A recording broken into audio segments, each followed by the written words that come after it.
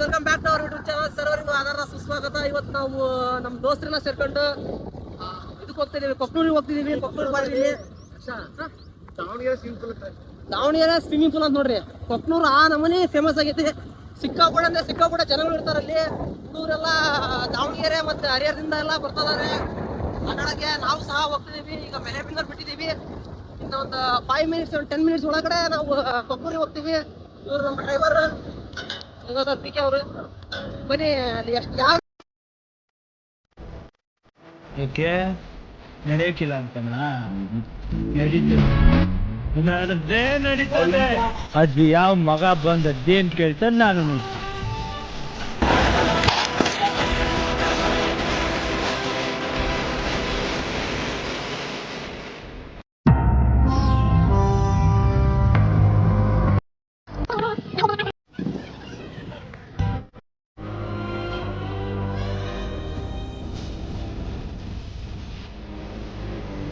Already ರೆಡಿಯಾಗಿ ಬರ್ತಾ ಇದಾರೆ. ಈಗ ನಮ್ಮ ಕಾರ್ತಿಕ್ ಗೌಡ್ರು ಬಂದ್ರು. ನೆಕ್ಸ್ಟ್ ಬರ್ತಾ ಇರೋದೇ ಗಂಗಾಧರ್ ಪೀಕೆ.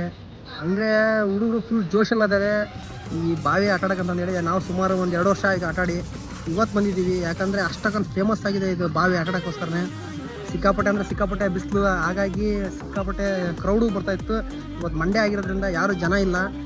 ಆದರೂ ಒಂದು 100 ಜನ ಹೆಂಗೆ ಎಣಿಸಿದ್ರೆ ಒಂದು 100 ಜನ ಆಗ್ಬೋದು. ನೋಡ್ತಾ ಇರ್ಬೋದು ಆಲ್ರೆಡಿ ಹುಡುಗರು ಆಟ ಆಡ್ತಾ ಇದ್ದಾರೆ. ಸುಮಾರು 7 ಬಾವಿಗಳನ್ನು ಒಳಗೊಂಡಂಥ ಬಾವಿ ಇದು.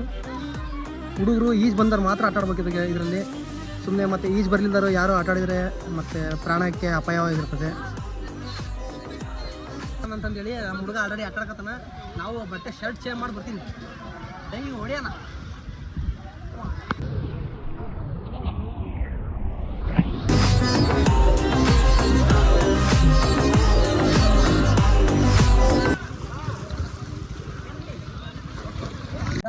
ಫಸ್ಟ್ ಡೈ ಕಂಪ್ಲೀಟ್ ಆಗಿದೆ. ಈಗ ಸೆಕೆಂಡ್ ಡೈಗೆ ಹೋಗ್ಬೇಕು.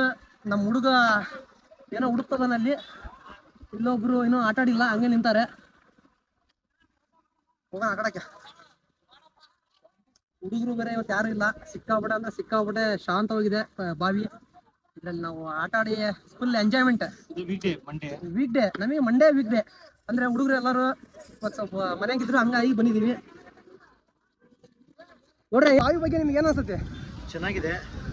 ಇದು ಐತಿಹಾಸಿಕ ಬಾವಿ. ಇದು ಸ್ವಚ್ಛತೆ ಕಾಪಾಡಬೇಕು. ಬಂದು ಇಲ್ಲೇ ಉಗುಳೋದು. ಶಾಂಪ್ ಬಗ್ಗೆ ಏನದು?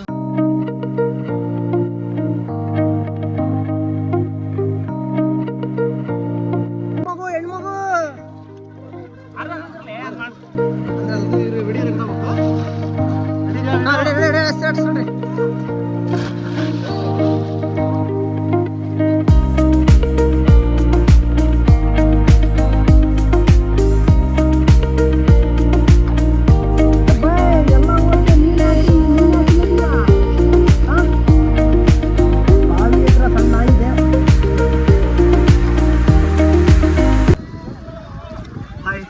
ಇದು ಸನಾತನ ಹಿಂದೂ ಧರ್ಮಕ್ಕೆ ಸೇರಿರೋ ಬಾವಿ. ಸ್ವಚ್ಛತೆ ಕಾಪಾಡಬೇಕು. ಫಸ್ಟು ಇಲ್ಲೇ ಶಾಂಪು ಹಚ್ಕೊಂಡು ಇಲ್ಲೇ ಇದು ಮಾಡೋದು, ಪೇಪರ್ನ ಹಾಕೋದು, ಪ್ಲಾಸ್ಟಿಕ್ ಹಾಕೋದು ಮೊದಲು ತಪ್ಪು. ಈ ಕೊಕ್ನೂರವರು ಫ್ರೀನೆಸ್ ಬಿಟ್ಟಿರೋದು ಅದನ್ನು ಅಭಿಪ್ರಾಯವನ್ನು ಒಳ್ಳೇದು ಉಳಿಸ್ಕೊಳ್ಳಿ. ಅದು ಬಿಟ್ಟು ಇಲ್ಲೇ ಬಂದು ಚಪಾಟಿ ಮಾಡೋದು. ಇಲ್ಲಿ ಫೋಟೋ ಯಾಕೆ ತೆಗಿತಿದ್ಯಪ್ಪ ಪುಟ?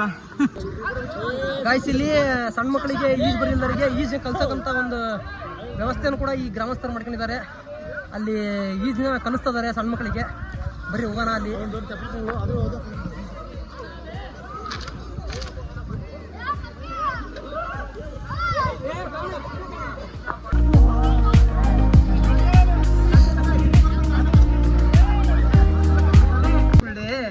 ನುಗ್ಗಿದ ಆರದು ಆಮೇಲೆ ಒಂದು ವಾರ ಇದ್ರೆ ಪ್ರಾಕ್ಟೀಸ್ ಮಾಡಿದ್ಮೇಲೆ ಕಲಿತಾರ.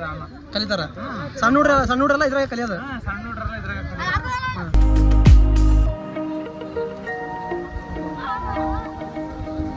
ಅದ ಇವು ಎದ್ರ ನುಗ್ಗಿವು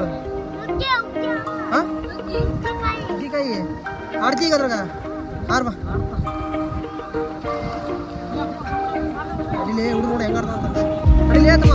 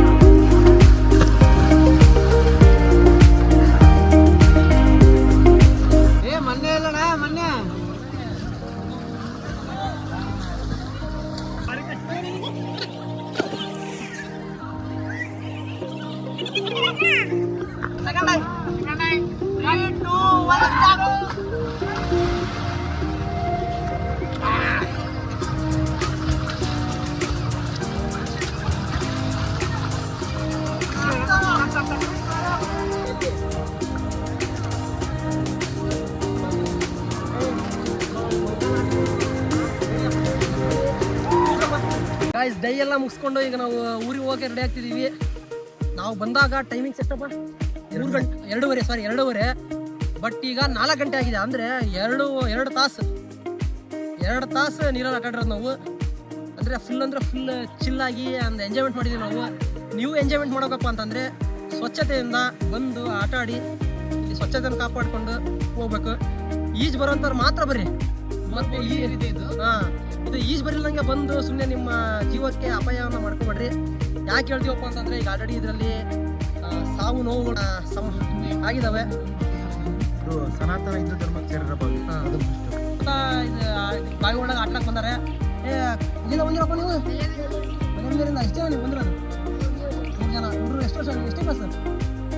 8ನೇ ಕ್ಲಾಸ್. ಇವನು 8 ಇಬ್ಬರು ದೋಸ್ತರು ಬಂದಾರೆ. ಅಂದರೆ ಒಳ್ಳೆ ಚಿಲ್ ಮಾಡಿದ್ದಾರೆ. ನೀವು ಬರ್ರಿ. ಆದರೆ ಈಜು ಬರಲ್ಲ ಅಂತ ಅಷ್ಟೇ ಬರ್ರಿ. ಇಲ್ಲಿ ನೋಡ್ರಿ ಇವನು ಹುಡುಗ, ಇವನಿಗೆ ಈಜು ಬರಲ್ಲ, ಹಂಗೆ ಸೈಡಿ ನಿಲ್ಸಿದ್ದೀವಿ. ಅದಾವೇ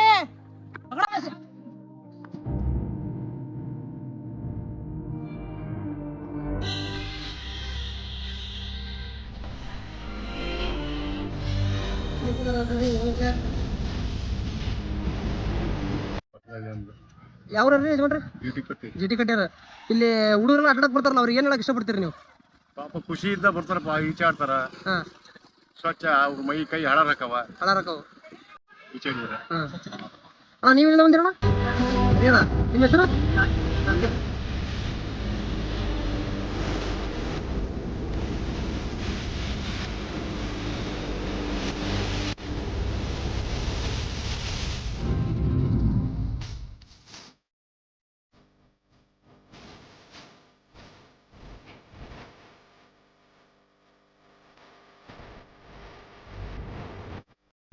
ಊರಿಗೆ ಹೋಗ್ತಿದ್ದೀವಿ. ನೆಕ್ಸ್ಟ್